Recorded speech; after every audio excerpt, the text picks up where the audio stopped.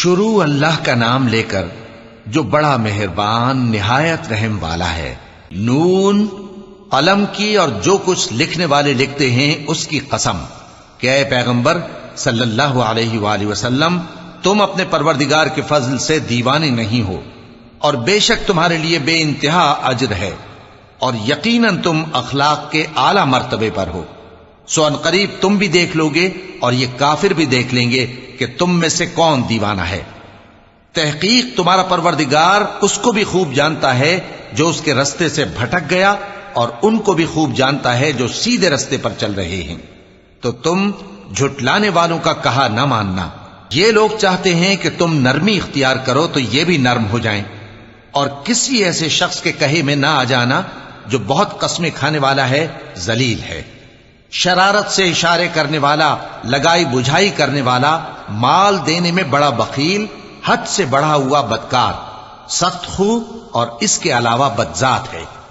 اس سبب سے کہ مال اور بیٹے رکھتا ہے، جب اس کو ہماری آیتیں پڑھ کر سنائی جاتی ہیں تو کہتا ہے کہ یہ اگلے لوگوں کے افسانے ہیں، ہم ان قریب اس کی اونچی ناک پر داغ لگائیں گے۔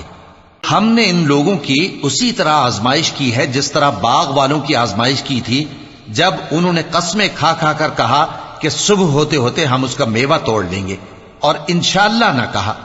سو وہ ابھی سو ہی رہے تھے کہ تمہارے پروردگار کی طرف سے راتوں رات اس پر ایک آفت پھر گئی، تو وہ ایسا ہو گیا جیسے کٹی ہوئی کھیتی۔ پھر جب صبح ہوئی تو وہ لوگ ایک دوسرے کو پکارنے لگے کہ اگر تم کو کاٹنا ہے تو اپنی کھیتی پر سویرے ہی جا پہنچو۔ سو وہ چل پڑے اور آپس میں چپ کے کہتے جاتے تھے کہ آج وہاں تمہارے پاس کوئی فقیر نہ آنے پائے، اور کوشش کے ساتھ سویرے ہی جا پہنچے، گویا پیداوار پر قادر ہیں۔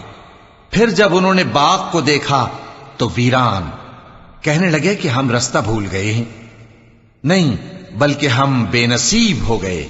ایک جو ان میں سمجھدار تھا بولا، کیا میں نے تم سے نہیں کہا تھا کہ تم تسبیح کیوں نہیں کرتے؟ دوسرے کہنے لگے کہ ہمارا پروردگار پاک ہے، بے شک ہم ہی قصوروار تھے۔ پھر لگے ایک دوسرے کی طرف رخ کر کے ملامت کرنے، کہنے لگے ہائے شامت، ہم ہی حد سے بڑھ گئے تھے، امید ہے کہ ہمارا پروردگار اس کے بدلے میں ہمیں اس سے بہتر باغ عنایت کرے، ہم اپنے پروردگار کی طرف رجوع کرتے ہیں۔ دیکھو عذاب یوں ہوتا ہے، اور آخرت کا عذاب سب سے بڑھ کر ہوگا، کاش یہ لوگ جانتے ہوتے۔ پرہیزگاروں کے لیے ان کے پروردگار کے ہاں نعمت کے باغ ہیں۔ کیا ہم فرما برداروں کو نافرمانوں کی طرح نعمتوں سے محروم کر دیں گے؟ تمہیں کیا ہو گیا ہے؟ کیسی تجویزیں کرتے ہو؟ کیا تمہارے پاس کوئی کتاب ہے جس میں یہ بات پڑھتے ہو کہ جو چیز تم پسند کرو گے وہ تم کو ضرور ملے گی؟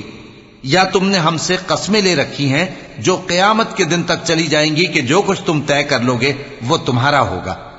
ان سے پوچھو کہ ان میں سے کون اس کا ذمہ لیتا ہے؟ کیا اس قول میں ان کے کچھ شریک ہیں؟ اگر یہ سچے ہیں تو اپنے شریکوں کو لے آئیں۔ جس دن پنڈلی سے کپڑا اٹھا دیا جائے گا اور کفار سجدے کے لیے بلائے جائیں گے، پھر وہ سجدہ نہ کر سکیں گے، ان کی آنکھیں جھکی ہوئی ہوں گی اور ان پر ذلت چھا رہی ہوگی، حالانکہ پہلے اس وقت سجدے کے لیے بلائے جاتے تھے جبکہ وہ صحیح و سالم تھے۔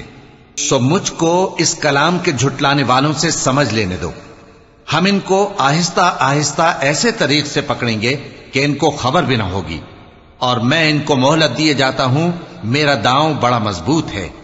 اے نبی، کیا تم ان سے کچھ معاوضہ مانگتے ہو کہ ان پر تاوان کا بوجھ پڑ رہا ہے، یا ان کے پاس غیب کی خبر ہے کہ اسے لکھتے جاتے ہیں؟ سو اپنے پروردگار کے فیصلے کا انتظار کیے رہو، اور مچھلی کا لقمہ ہونے والے یونس کی طرح نہ ہونا کہ انہوں نے اپنے رب کو پکارا جبکہ وہ دل ہی دل میں گھٹ رہے تھے۔ اگر ان کے پروردگار کی مہربانی ان کو نہ سنبھال لیتی تو وہ چٹیل میدان میں ڈال دیے جاتے مذموم حالت میں۔